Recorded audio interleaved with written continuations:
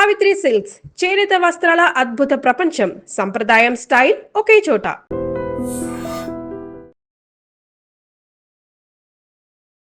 నమస్కారం, welcome to I dream. ధర్మ మార్గం విత్ విజిత కార్యక్రమానికి స్వాగతం.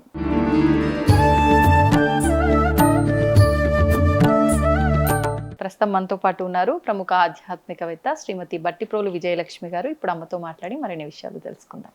నమస్కారం అమ్మా. నమస్కారం అమ్మా. అమ్మ, అక్షయ తృతీయ రాబోతోంది. మరి అక్షయ తృతీయ అంటే నేనైతే నా చిన్నతనం నుంచి కూడా గత కొంతకాలం వినలేదు. తర్వాత మధ్యలో నాకు ఒక వయసు వచ్చేసరికి అక్షయ తృతీయ అట, ఈరోజు బంగారం కొనాలట, ముఖ్యంగా బంగారం కాసు కొనాలట. ప్రతి సంవత్సరం ఆ కొన్న కాసుని మంగళసూత్రాలు పుస్తల తాడు ఏదైతే ఉందో దాంట్లో అలా వేసుకోవాలట అని చెప్పి విన్నాను. కొంతమంది వేసుకున్నది కూడా చూశాను. అసలు ఏంటి వాస్తవం అంటే, ఇప్పుడు మళ్ళీ ప్రజెంట్ నేను ఈ మీడియాలోకి ఎంటర్ అయిన తర్వాత గురువులతో మాట్లాడడము, మీలాంటి వాళ్ళతో మాట్లాడటప్పుడు కొంతమంది చెప్తున్నదేమో నిజంగానే కొనాలి, కొనటం వల్ల నష్టం ఏమీ లేదు, నువ్వు అప్పు చేసి కొనకుండా నీ చేతిలో డబ్బులు ఉంటే కొంటే అది మంచే కదా, కొనటం వల్ల బంగారం లక్ష్మే కదా అంటారు. కొంతమంది ఎవరు చెప్పారు, నువ్వు కొనుక్కొని ఇంటికి తీసుకొస్తున్నావు, మరి నీ సొమ్ము వాడికి ఇచ్చే కదా అది ఇంటికి తెచ్చుకుంది, అది పోయింది ఇది వచ్చింది నీకేముంది అక్కడ అన్నట్టుగా కొంతమంది అంటారు. అసలు ఏంటి మీ రోజుల్లో మీరు ఏం చూసారు ఈ అక్షయ తృతీయకు సంబంధించి? ఒకప్పుడు అసలు అక్షయ తృతీయ గురించి ఎవరికీ కూడా తెలియదు. అది వేరే ప్రత్యేకమైనటువంటి ఒక ఆధ్యాత్మికమైన విషయం, అంతేకాని వ్యాపార రంగమైన విషయం కాదు. అది ఇంటింటా పెద్ద పూజలు సంబరాలు చేసుకునే విషయం కూడా కాదు. ఏవో కొన్ని నోములు అవి పాటించుకునే వాళ్ళు నోములు చేసుకునేవాళ్ళు. ఇప్పుడు మా చిన్నప్పుడు మేమేం చేయలేదు, మా పెద్దల చిన్నప్పుడు వాళ్ళు ఏం చేయలేదు. కారణం ఏంటంటే, కొన్ని తరతరాలుగా మనకి పరాయి ధర్మ పాలనలో మనం ఉన్నాం. వాళ్ళ కరికులమే, వాళ్ళు ఏది నిర్దేశిస్తే ఇదే కరికులం అని ఆ కరికులమే మనం నేర్చుకున్నాం. కనుక వాళ్ళు ఇది విద్యా ప్రణాళిక అంటే ఆ ప్రణాళికనే మనం నేర్చుకున్నాం తప్పితే మనకు కావాల్సింది నేర్చుకోవాలి. వాళ్ళకి కావాల్సింది మనకి నేర్పి మన చేత చేయించుకున్నారు. కనుక వాళ్ళ ప్రణాళిక అంతా అలాగే సాగింది. కనుక మనకి చాలా ఆధ్యాత్మికమైన విషయాలు మనకి తెరమరుగైపోయినాయి, తెలియదు. కానీ మొత్తం తెరమరుగు అవ్వవు కదా. ఎప్పుడు ఏ పీఠాల్లోనో మఠాల్లోనో అసలైనటువంటి అసలు సిసలు పండితులు ఎవరైతే వంశపారంపర్యంగా వచ్చే ఉంటాయో వాళ్ళ దగ్గర ఇవన్నీ ఉంటాయి. వాళ్ళు అవన్నీ నేర్చుకుని నెమ్మదిగా కాపాడి, అంటే నశించిపోకుండా పరులకి పోకుండా కొద్దిమంది శిష్యులకి మాత్రమే చెప్పి, అందుకే అందరి శిష్యులకి అందరూ చెప్పరు గురువులు. ఎందుకంటే వీళ్ళు దానిని జాగ్రత్తగా వాడాలి, అనవసరంగా దాన్ని ప్రమాదానికి వాడకూడదు, జాగ్రత్తగా వాడాలి, ఇలాంటివన్నీ అనమాట చెప్పి వాళ్ళు అవన్నీ చేసేవాళ్ళు. అంతే తప్పితే ఇది అందరికీ అందలా.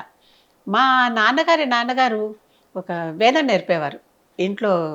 ఇంటికే శిష్యులు వచ్చేవారు, ఇంట్లోనే వేదం నేర్పేవారు. అంటే దాదాపు గురుకులల్లాగా మా బామ్మగారు వచ్చిన వాళ్ళందరికీ కూడా వండి పెడుతూ ఉండేది. వాళ్ళు కూడా పిల్లల కిందే లెక్క. ఈవిడకో డజన్ మంది పిల్లలు, ఈ డజన్ మంది మీద శిష్యులు వస్తే వాళ్ళు కూడా కలిపి ఇంట్లో ఒక ఆడబడుచు ఉండేది. ఈ ఆడబడుచు వదిన గారు ఇద్దరూ కలిసి చేసుకుంటూ ఉండేవాళ్ళు. ఈ రకంగా ఆడబడుచు బాలవితంతువు ఇక్కడే ఉండిపోతుంది ఆవిడ. ఆ రోజుల్లో బాలవితంతువులకి పెళ్ళిళ్ళు లేవు కదా.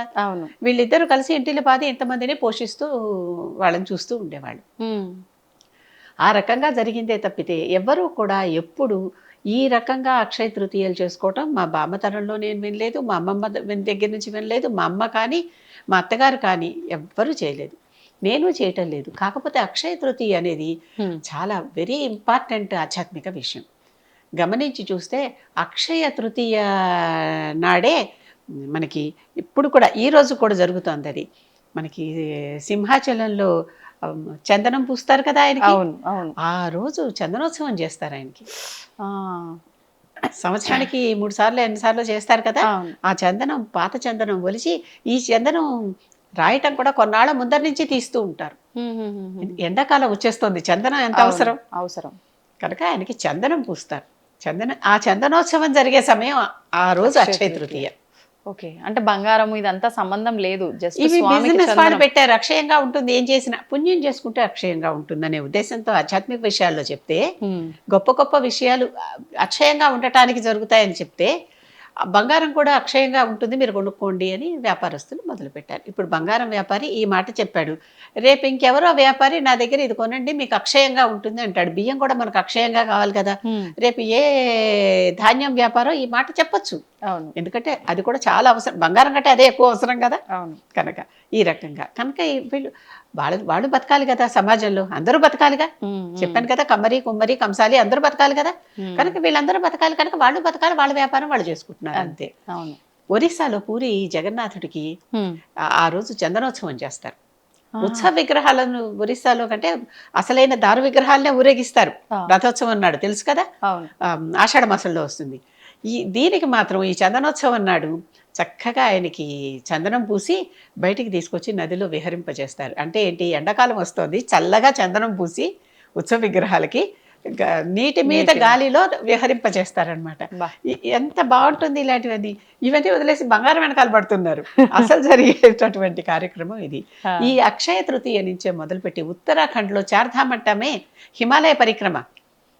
ఈ హిమాలయ పరిక్రమలో 4 ధామాలు ఉన్నాయి. ధామాలు అంటే పుణ్యక్షేత్రాలు అని అర్థం. ఈ 4 ధామాలు బద్రీనాథ్, కేదార్నాథ్, గంగోత్రి, యమునోత్రి ఆలయాలు ఒకటి తర్వాత ఒకటి ఆలయాలన్నీ తెరుచుకుంటాయి. 6 నెలల పాటు మూసేస్తాం కదా, ఇప్పుడు తెరుచుకోవటం మొదలెడతాయి. ఒకదాని తర్వాత ఒకటి, ఒకదాని తర్వాత ఒకటి అన్ని 4 తెరుస్తారు. ఇక్కడి నుంచి అందరు ఇక వెళ్ళటం మొదలు పెడతారు. నిన్న మొన్న కూడా చూశాను, కేదార్నాథ్లో ఇంకా ఐస్ పడుతోంది, అక్కడ మంచు కురుస్తోంది. అయినా రేపు అక్షయ తృతీయకి మరి తెరవాలన్నప్పుడు తెరుచుకోవాల్సిందే అంతే. కనుక ఈ రకమైనటువంటివి అనమాట. అంటే ఎలా జరుగుతున్నాయి, పాతకాలంలో ఏం చెప్పారు దీనికి. అసలు ఈ అక్షయ తృతీయ నాడే మనకి యుగాలు ప్రారంభమైనాయని చెప్తారు. అంటే కృతయుగం ముగిసి త్రేతాయుగం అంటే రాముడి యుగం ప్రారంభమైంది అక్షయ తృతీయ నాడే. ఇంత విశేషం ఉన్నది ఈ అక్షయ తృతీయకి. యుగం కూడా యుగారంభం జరిగింది అనమాట. అది అక్షయ తృతీయ, అక్షయం అనే మాట ఎలా వచ్చిందంటే, ధర్మరాజు సూర్యుడిని ప్రార్థించి పూజ చేసి ఒక అక్షయ పాత్ర తీసుకున్నాడు. అరణ్యంలో ఉన్నారు, వనవాసం చేస్తున్నారు. మరి వీళ్ళకి ఇన్నేళ్ళు వనవాసం అని విధించారు కదా. అన్నేళ్ళు ఆ వనవాసం చేస్తున్నప్పుడు అక్కడ ఆయనతో పాటు చాలా మంది పురోహితులు, ఆయన అనుచరులు చాలా మంది వచ్చేసారు. మీరు లేని చోట మేము ఉండలేమండి అనేసి వాళ్ళందరూ వచ్చేసారు. వచ్చేసి వీళ్ళతో పాటు వాళ్ళు అరణ్యవాసమే. ఇంతమంది పరివారానికి భోజనం ఎక్కడి నుంచి పెట్టాలి, వీళ్ళేదో 6 వెళ్ళారనేది మాట కాదు అక్కడ. తల్లినైతే అమ్మ నువ్వు పెద్దదానివి, అరణ్యవాస కష్టాలు పడలేవని చెప్పి విదురుడు ఇంట్లో దింపేసి వెళ్ళాడు. మరి తనతో పాటు ద్రౌపది వచ్చి 4 తమ్ముళ్ళు వచ్చారు, ఈ పరివారం అంతా వచ్చింది. ఇంత పరివారం వచ్చినప్పుడు ఈ ధర్మరాజు సూర్యుడిని ప్రార్థించి అక్షయ పాత్ర అడిగాడు.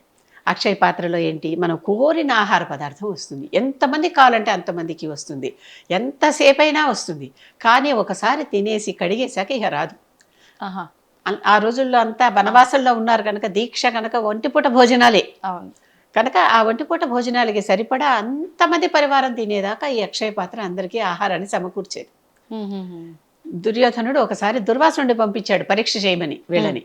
ఇంతమంది పరివారానికి వాళ్ళు ఎట్లా పోషిస్తున్నారు, సందేహం వచ్చింది. ఎవరు వండుతున్నారు ఇవన్నీ, ఎలా చేస్తున్నారు ఇవన్నీ అని. దుర్వాసుడు వచ్చి నా శిష్యులందరితో ఇంతమందితో వచ్చాను, నాకు అన్నం పెట్టమన్నాడు. వీళ్ళు అప్పటికి తినేసి పాత్ర కడిగేశారు. ఆ కడిగేసినప్పుడు నువ్వు వెళ్ళి నది స్నానం చేసి అక్కడ ఏదో సంచవర్చుకురండి, ఈ లోపల మేము తయారు చేస్తామని చెప్పి పంపించారు ఆయన్ని. పంపించారు కానీ అందరూ దిగులుగా కూర్చున్నారు. ద్రౌపదికి భయం లేదు, కృష్ణుడు ఉన్నాడు కదా, చక్కగా కృష్ణుడికి దండం పెట్టుకుని కృష్ణ కాపాడమని కోరింది. అందుకంటే అంతకు ముందర ఆవిడకి తెలుసు వస్త్రాపహరణం జరుగుతుంటే ఆపేసాడు వచ్చి, తనకి అవమానం జరగకుండా కాపాడాడు. ద్రౌపది మాన సంరక్షణం అయిపోయింది. ఇప్పుడు ఇక్కడ అందరిది మాన సంరక్షణం అనమాట. అంటే ఏంటి, కృష్ణుడు వచ్చి ఇలా అక్షయ పాత్రలో కడిగేసిన అక్షయ పాత్ర నుంచి మళ్ళీ కొద్దిగా ఆహారాన్ని, ఒక మెతుకుని సృష్టించి అది తను తిన్నందువల్ల వాళ్ళందరి కడుపు నిండిపోయేలాగా చేశాడు.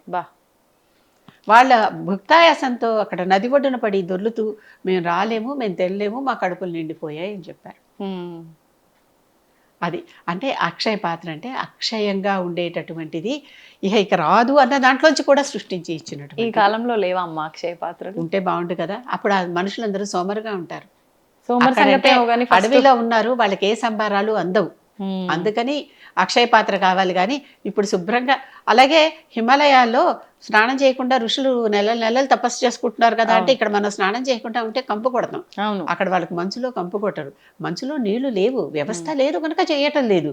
అన్నీ ఇక్కడ అమృతుంటే చేయకపోవటానికి ఏంటి.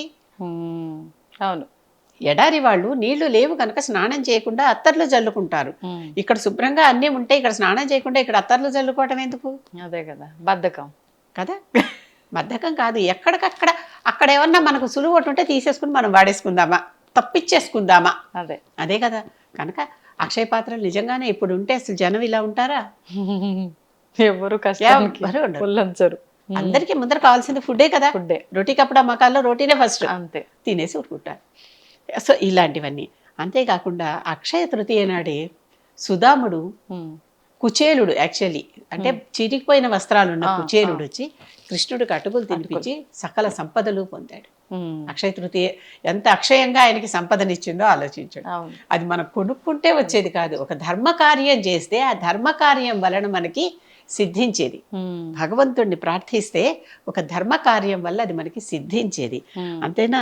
ఇంకా కుబేరుడు ధనాధి దేవత అని చెప్పుకుంటాం కదా.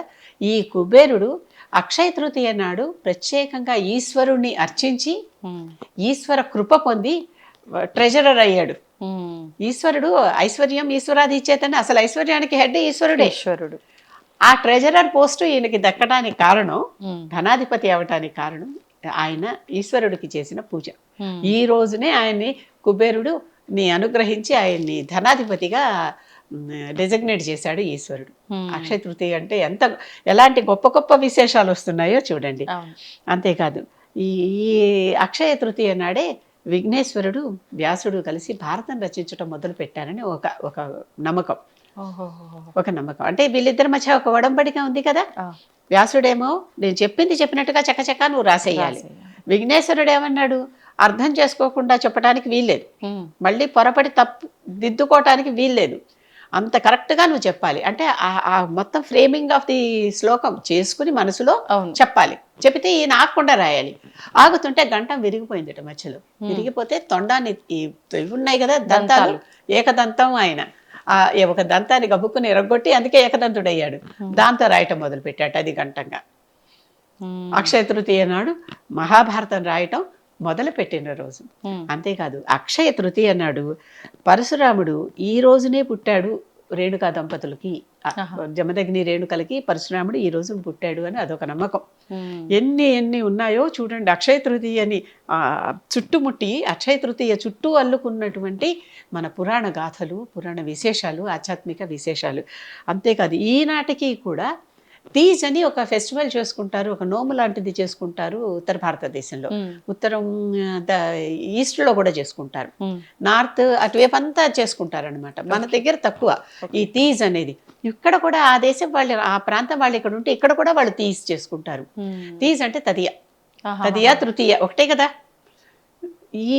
ఆనాడు ప్రత్యేకంగా సుమంగళులందరూ కలిసి ఈ తీజ్ ఫెస్టివల్ చేసుకుంటారు. అట్ల తద్ది లాంటిదే. మనం అట్ల తద్ది అని చేసుకుంటాం, వాళ్ళు తీజ్ అని చేసుకుంటారు. వైశాఖ మాసంలో వచ్చేటటువంటి ఈ అక్షయ తృతీయ నాడే వాళ్ళు ఈ తీజ్ చేసుకుంటారు. అక్షయ తృతీయ చుట్టూ ఇన్ని విశేషాలు ఉన్నాయి. కేవలం బంగారం కొనుక్కోవటం మాత్రమే కాదు. కొనుక్కోండి బంగారం, దాందే ఉంది. ఎందుకంటే ఇవాళ 10 రూపాయలు కొనేది రేపు 15 రూపాయలు అయిపోతుంది కదా. అవును, పెరుగుతుంది కదా. సేవింగ్స్ లేకుండా పర్వాలేదు, ఇది ఇచ్చేది తీసుకుంటున్నాం కదా అంటే అది తీసుకుంటున్నాం కానీ మన దగ్గర 10 రూపాయలు వస్తువు 15 రూపాయలు అవుతుంది, 20 రూపాయలు అవుతుంది, రెట్టింపు అలాగే. అంతే. కనుక అది కూడా చేస్తే చేయండి, తప్పేం లేదు, నేను అంత దోషం అంటల్లా. కానీ అసలు అక్షయ తృతీయ అంటే ఇది అది కాదు. అది ఈ మధ్యన వ్యాపార పరంగా వచ్చి ఏదో ఒకటి అవకాశం వస్తే మనం మంచి ఇద్దరికి ఇన్ని పండగలు లేవు. ఇప్పుడు ప్రతి పండక్కి ప్రతి షాప్ వాడు ఒక ప్రతి బ్రాండ్ వాళ్ళు అడ్వర్టైజ్మెంట్ ఇచ్చేసి మా బ్రాండ్లో కొనండి, మా షాప్లో కొనండి అని చెప్తున్నారా లేదా? అంతే. ఒకప్పుడు అసలు ఇన్ని ఎవరికి తెలుసు? మన దగ్గర ధనం తక్కువ కనుక మనం చేసుకునేవన్నీ ముచ్చట్లు కూడా ఇంటింటికి కొంచెంగా పరిమితమై కొద్దిగానే చేసుకుంటాం. అవును. అసలు అక్షయ తృతీయ అంటే పరశురాముడు పుట్టినరోజు, భారతం మొదలుపెట్టిన రోజు, త్రేతాయుగం మొదలైన రోజు, విఘ్నేశ్వరుడు గంటంతో మొదలుపెట్టిన రోజు, తీజ్ పండుగ రోజు, ఉత్తరాఖండ్లో ఆలయాలన్నీ తెరుచుకునే రోజు, సింహాచల నరసింహస్వామికి చందనోత్సవం చేసే రోజు, ఒరిస్సాలో పూరి జగన్నాథుడికి చందనోత్సవం చేసే రోజు, ఎన్ని విశేషాలు ఉన్నాయా ఎన్ని పక్కన పెట్టి మనకి ఏది లాభమో ఏది కావాలో. అక్షయ తృతీయలో ఆ భోజనాన్ని అక్షయంగా కృష్ణుడు సృష్టించిన రోజు ఎన్నో, ఒకటి కాదు. ఇది అక్షయ తృతీయ అంటే. సూపర్ అమ్మా, మంచి వివరణ, ధన్యవాదాలు. తవ్వండి, తవ్వుతున్న శివలింగం. పరమాత్మకు జీవా సరే దాన్ని అట్లా కప్పేసేయండి, చూపించదండి. Krishna is there. మూర్తి పూజ కాదు, సాక్షాత్ బ్రజేంద్ర నందన భగవాన్ ఉన్నారు మూర్తిలో. ఏమీ ఆశించకుండా ఆరాధించే వాళ్ళు కూడా ఉన్నారా ప్రభుజీ? నిజమైన భక్తి అంటే మనకు తెలియదు కాబట్టి